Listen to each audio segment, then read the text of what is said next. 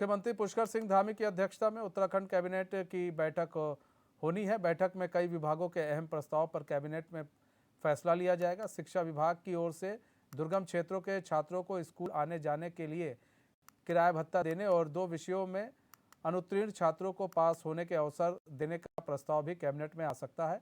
साथ ही सरकारी भूमि से अवैध धर्म स्थलों को हटाने की मुहिम के बाद अब सरकार राज्य में भूमि खरीदने वालों के सत्यापन कराने के निर्णय ले सकती है। इसके अलावा कैबिनेट में अन्त्योदय परिवारों को राशन की दुकानों पर नमक और चीनी सब्सिडी पर उपलब्ध कराने का प्रस्ताव भी आ सकता है। इसके अलावा नगर निगमों के सीमा विस्तार का मुद्दा भी उठ सकता है।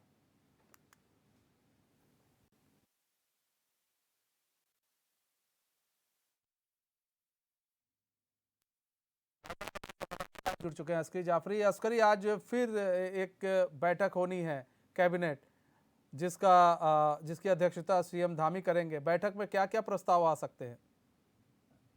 बिल्कुल देखिए, मनीष, कैबिनेट बैठक की शुरुआत हो चुकी है, चूंकि आधिकारिक समय 4 बजे का था, लिहाजा तमाम जो कैबिनेट मंत्री हैं उनके पहुंचने का सिलसिला भी शुरू हुआ। मंत्री धन सिंह रावत के अलावा तमाम जो मंत्री हैं कैबिनेट में, वो तमाम मंत्री पहुंच चुके हैं। चाहे हम रेखा आर्य की बात करें, मंत्री प्रेमचंद अग्रवाल की बात करें, मंत्री सतपाल महाराज की बात करें, गणेश जोशी की बात करें, तमाम जो मंत्री हैं वो पहुंच चुके हैं। आज मनीष 3 से 4 प्रस्तावों का जिनका जिक्र लंबे समय से मीडिया डोमेन में भी चल रहा है, आज भी प्रस्ताव पर मोहर लग सकती है। इसमें खासतौर से अगर हम बात करें, ऐसे तमाम छात्र जो 2 विषयों में फेल हो जाते हैं, 2 विषयों में अनुत्तीर्ण हो जाते हैं, उनको पास की श्रेणी में रखा जाए, इसके लिए भी आज एक प्रस्ताव आ सकता है। इसके अलावा सस्ती दरों पर तमाम जो अंत्योदय परिवार के लोग हैं उनको राशन मुहैया कराया जाए, नमक मुहैया कराया जाए, इस प्रस्ताव पर भी जो है कैबिनेट की मोहर लग सकती है।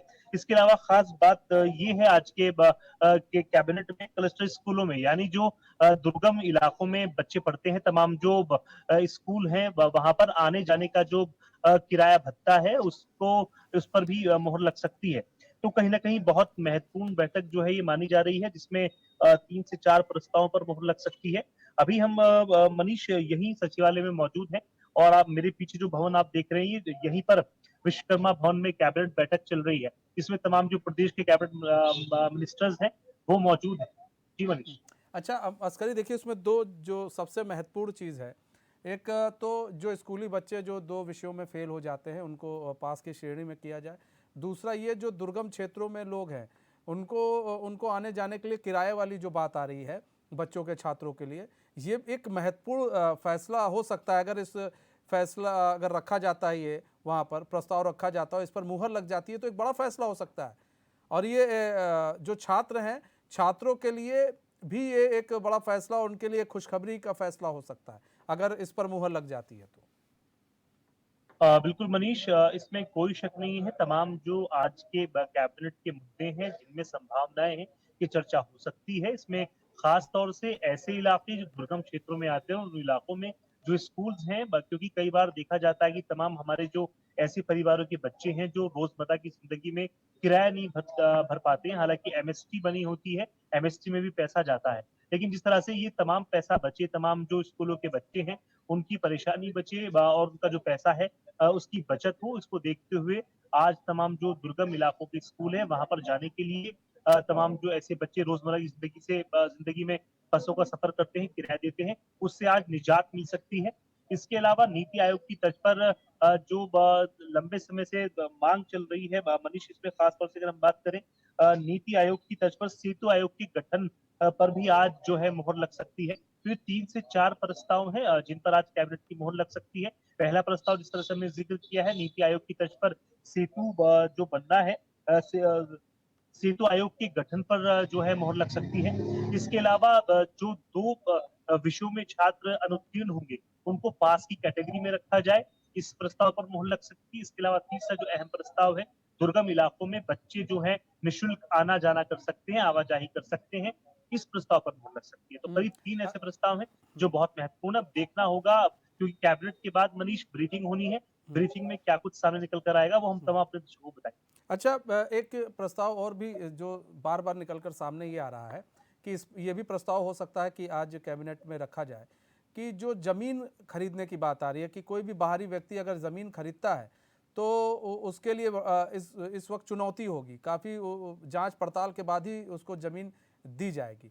इसमें तो सबसे पहला सवाल ये है कि किस तरह की जांच पड़ताल होगी, और वो अगर ज़मीन खरीदता है, जैसे किसी किसान से ज़मीन खरीद रहा है, किसी से खरीद रहा है, तो उसको लेकर किस तरह के नियम बनाए गए हैं, किस तरह के मापदंड बनाए गए हैं?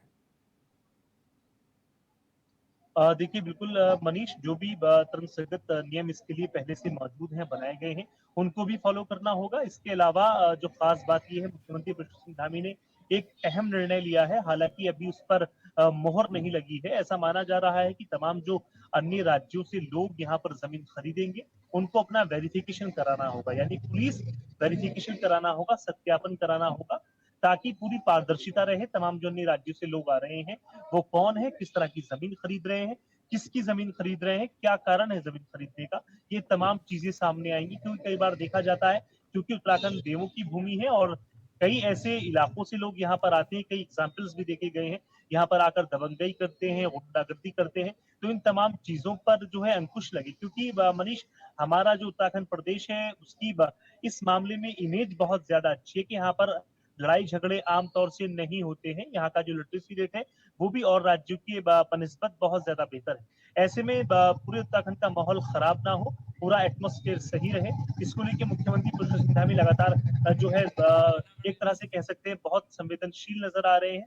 और इसी कड़ी में जो है आज हो सकता है कैबिनेट में इस पर कोई निर्णय आए कि आने वाले वक्त में तमाम जो अन्य राज्यों से लोग यहाँ पर जमीन खरीदेंगे, उनको पुलिस वेरिफिकेशन कराना कंपलसरी होगा, यानी जरूरी होगा, आवश्यक होगा।